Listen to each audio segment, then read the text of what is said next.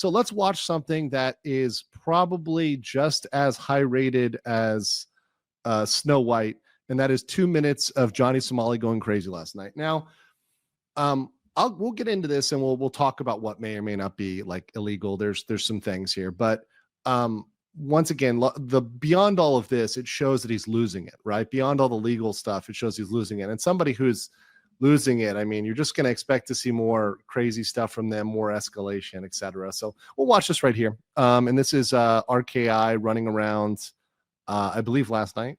We going live. I don't give a pull up. I got the passport, so what the police can do? Call the police. Call the police right now.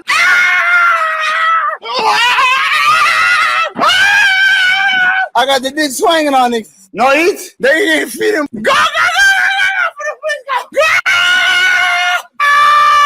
go. Sorry for the screaming warning, but this is literally all of last night. This is it. This is the content.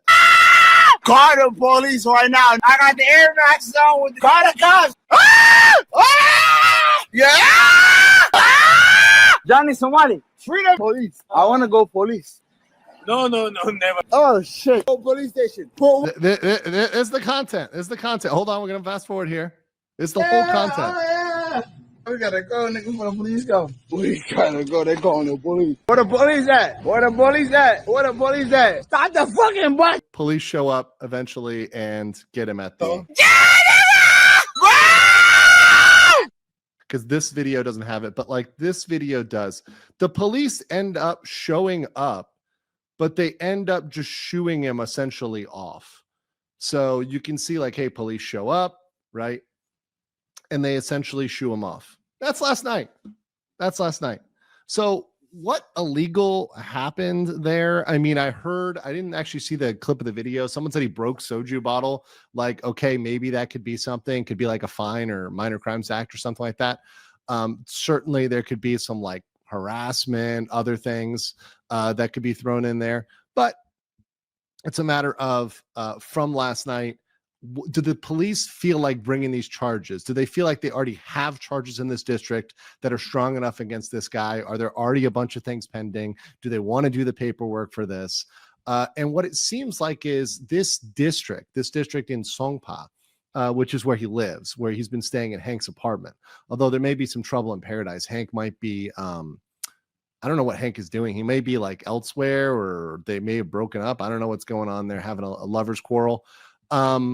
But essentially this neighborhood, the police may have a different enforcement philosophy. And you can understand this, for example, if you've lived in a city, right? So I'll just use, a bigger city, for example, like a New York, right? It's possible that the police in one area, right, can act different than another, or even in the suburbs can act different. Like, for example, Long Island police, right, might act different than the police in the city, which will act different than Albany, which will act different than Poughkeepsie or Buffalo, right? And they have different philosophies in things they want to crack down on and not crack down on, and different approaches to policing, which might in some areas be more strict, in some areas be more forgiving. So some areas you may have kind of a no nonsense, we're going to charge you with everything, versus in other areas, they may say, hey, look, if we see some guy who looks like he's drunk and dancing around in his underpants, we're going to, take him to the station, sober him up and toss him back home, because it's more work to write the paperwork than it is to just do that. So there may be a different philosophy there. It also, like I said, could be that they know they already have other charges, or there's other charges pending. So it's kind of useless to hit him with this. There's a little bit of inscrutability, but what we can say for sure is the police in the Songpa area are definitely handling this different than other districts of Seoul would, particularly the Mapo Police Department and the Western District Police. They would handle this situation. They seem to handle things and respond much differently. And that's part of having a system in a city that has these broken up police departments and prosecutor's office that can have different priorities, which we've talked about throughout the stream. And I think that is legally relevant. So when some people say, well, why is this police department, why are they not doing anything? Well, that just might be their typical response. Same thing with detaining. And I actually put up a fact versus fiction, kind of like what I did earlier. I kind of gave some updates to it. and I'll get to all your chats in a second. Don't you worry. But one of the big things people keep asking me and keep commenting on is about detaining him, i.e. detaining him before trial. And like I said, when people say, hey, the police let him go free, it's both true and not true. It's true that he goes home, but the not true part is it's not like they're doing anything abnormal. Keeping someone in a jail cell before trial is not the standard procedure. So it will require some pretty extreme behavior in order to get there. And we're not there yet, right? We'll see. The rabbit hole can go deeper, right? But we're not there yet. So we're not at that point where they've said, okay, we're going to toss out our SOP and it's going to go another way. Not yet. Not yet. I have answered this question before, but I want to answer it again because I don't really respond to specific glazers of Johnny Somali. That is, people want to kiss his ass and etc. There is a weird cadre of people on the internet that love Johnny Somali, or they want to try to hurt him. They also want him to keep doing these sort of things around the world. They're really promoting Johnny. So, and there are a small cadre, and there've been a couple of them that have come out to the woodwork because they intend to essentially they want to gain their little internet clout off of Johnny. And some of them try to frame this as, oh, this is a freedom of speech thing. Now, I have touched on this before, and I'm going to say it again, but I want to bring up some other evidence.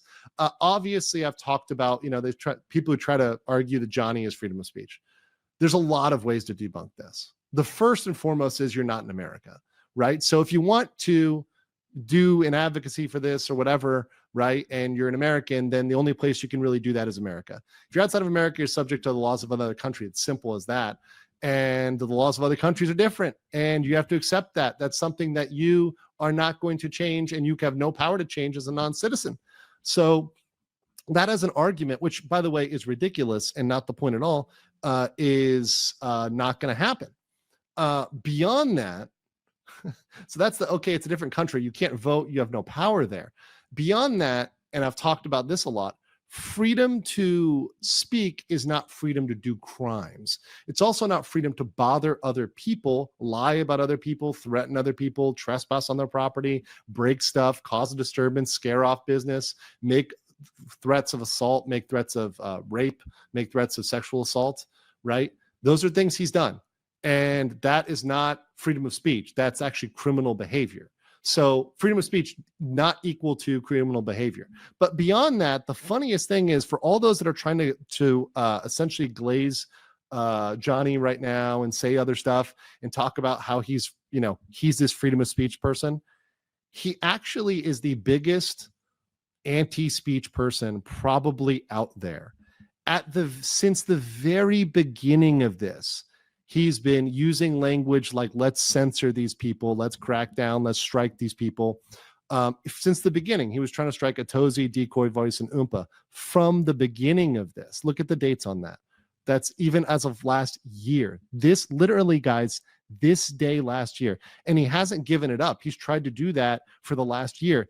Even just the other day, he tried to copyright strike a YouTube video, right? So he does not believe in this at all. So anybody who wants to point out, this is some freedom of speech advocacy, like literally trying to strike your critics, and not only that, trying to defame them, trying to attack them, trying to do all sorts of nasty shit to them, that's not freedom of speech. That's actually criminal behavior. So you're engaging in what is essentially, that's false copyright strikes, right? You're engaging in false copyright strikes against people, right? Maliciously, vexatiously, you might say. And then you're also attacking all of them, going for them. So that's all, once again, not freedom of speech. So anybody who says that just doesn't even pay attention to the facts that are existing, right?